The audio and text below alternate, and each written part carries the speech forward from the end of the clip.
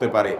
এই কথা ভেবে একজন ইমানদার জাহান্নাম থেকে আল্লাহর কাছে পানাহ চাইবেন, চিন্তা ভাবনা করবেন। মোহতারাম হাজিরিন, এই জন্য শীতের মৌসুম আসলে একইভাবে গরমের মৌসুমের জন্য আমলটি প্রযোজ্য। প্রথম আমল হলো এর উৎপত্তি নিয়ে চিন্তা করা।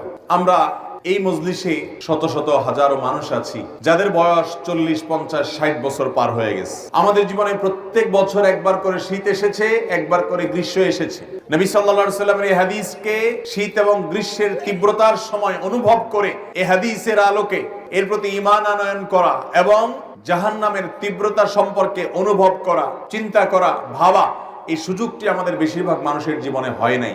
আল্লাহ দুনিয়ার এই গরমের তীব্রতা, শীতের তীব্রতা যদি এত কষ্টদায়ক হয়, জাহান্নামের আগুন এবং জামহারীরের তীব্রতা কত মারাত্মক হবে, এটা তো বাষ্প বা ভাব। তাহলে মূলটার অবস্থা কি? অতএব আল্লাহুম্মা আজিরনা মিনান নার, আল্লাহ আপনার কাছে আমরা